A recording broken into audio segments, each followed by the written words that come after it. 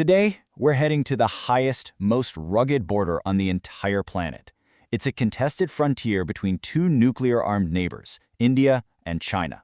And this isn't just some remote territorial spat. It's a rivalry with massive global implications.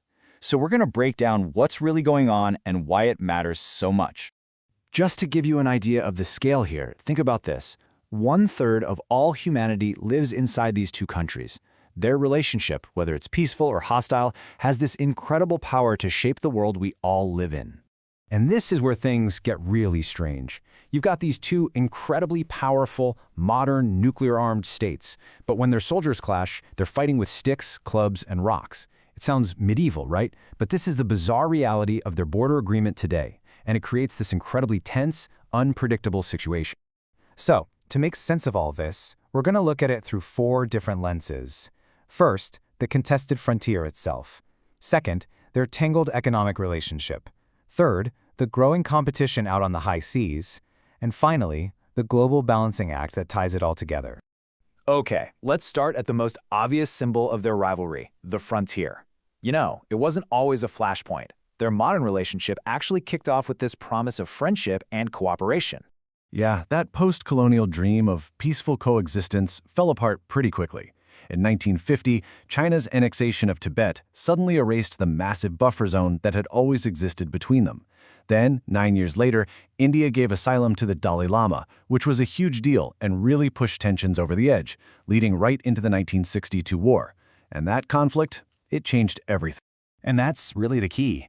That defeat for India back in '62 just cemented this border dispute as the central, festering wound between them. It created this deep-seated mistrust that has pretty much defined their relationship for more than 60 years. So in recent decades, both sides have been digging in and fortifying this frontier. But China, well, China's been operating on a totally different scale. The sheer size of the road network it's built has completely changed the strategic map up there. To put that number into perspective for you, that's like paving 5 kilometers of brand new road through some of the most difficult, unforgiving terrain on Earth. Every single day, for over 60 years, the pace and scale is just staggering. And this isn't just about roads. It's a whole strategy. China's building what it calls dual-purpose infrastructure, so stuff that can be used by both civilians and the military. It's building brand new villages right on the border to stake its claim. And all this new infrastructure means its military can now get to places that were once completely inaccessible. Which brings us right back to that bizarre, brutal reality of the modern standoff.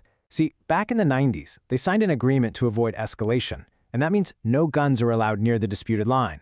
So instead, you get these horrifying clashes where soldiers are literally beating each other to death with sticks, clubs, and stones. It's led to dozens of deaths in recent years, the first combat deaths in nearly half a century. Okay, so the rivalry isn't just in the mountains. Their economic relationship is huge, but it's also incredibly imbalanced, and that turns trade into another potential battlefield. At the core of the issue is this massive trade imbalance. It's pretty simple. For every $1 of stuff India sells to China, China sells about $4 worth back. And what that means is India is way more dependent on China economically than China is on India. This kind of situation actually has a name in international relations. It's called weaponized interdependence. It's when those economic ties, the very things that are supposed to keep the peace, actually become a tool, a weapon that one country can use against another during a fight. And hey, this isn't just some theory. We've already seen it in action. After the border clashes, India banned a ton of popular Chinese apps like TikTok and cracked down on Chinese investment. And what did China do? It flexed its own economic muscle, restricting exports of key materials that India's economy really depends on. So we've covered the land and the economy. Now the rivalry is expanding to the high seas. The Indian Ocean, a region that India has traditionally seen as its own backyard, is now the newest stage for this competition. This quote just perfectly captures India's point of view here.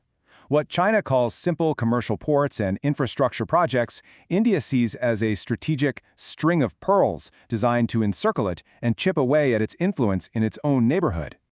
Now, from China's perspective, this is just about protecting its own vital economic lifelines. I mean, over 80% of its oil imports come through these sea lanes. So it makes sense they'd invest in ports, build their first overseas military base, and have their navy become a regular presence, projecting power far from its own shores. But India isn't just sitting back and watching this happen. Not at all. It's responding. It's upgrading its own navy, it's getting access to key ports like one in Oman, and it's building up military facilities on its own islands. And maybe most importantly, it's getting closer with its strategic partners, especially the Quad countries, to try and balance out China's growing power. All right, for the final piece of this puzzle, we have to zoom out and put this rivalry on the global chessboard. You can't understand the India-China relationship without looking at how India deals with the other big players, especially Russia and the United States. For decades, India famously followed a policy of non-alignment, refusing to pick a side during the Cold War. Well, today, that's morphed into something called multi-alignment. What that really means is India is actively partnering with everyone, the US, Russia, Europe, at the same time. The goal is to keep its own independence and do what's best for India, even if its partners are rivals with each other. And you can see this strategy perfectly when you look at where India buys its weapons. Russia is still its biggest single supplier, that's a legacy from the Cold War, but you can see a clear shift happening. India is deliberately buying more from Europe and the US, so it's not too dependent on any one country. But here's the catch. This whole multi-alignment policy creates a huge strategic headache. India is basically caught in a triangle of dependencies. It's economically dependent on China, militarily dependent on Russia for a lot of its gear, and strategically dependent on the US as the one power that can really stand up to China. Each one of those relationships pulls India in a different direction. This quote just nails the impossible position India finds itself in. It's stuck in this incredibly difficult, almost impossible balancing act. If it makes a move to please one of these powers, it risks angering another. It's just in a state of constant, high-stakes diplomatic tightrope walking. So where does all this leave us? Is this just a frozen conflict, destined to stay a tense standoff in the Himalayas forever?